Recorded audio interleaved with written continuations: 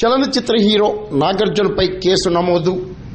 కొనసాగుతున్న N convention రగడ.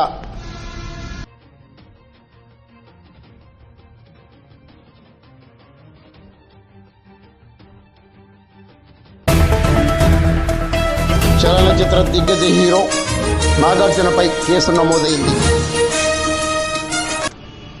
తెలంగాణలో తంబిడికుంట చెరువుకు చెందిన 3 ఎకరాల భూమిని కబ్జా చేసి నాగార్జున ఎన్ కన్వెన్షన్ కట్టారనే ఆరోపణల నేపథ్యంలో ఈ కేసు నమోదు కావటం ప్రాధాన్యతను సంతరించుకుంది. ఎన్ కన్వెన్షన్ సెంటర్ను ఇటీవల హైడ్రా కూల్చివేసింది. కాగా నాగార్జున కుటుంబంపై మంత్రి కొండా సురేఖ చేసిన వ్యాఖ్యలు దోమరో రేపిన సంగతి విదితమే.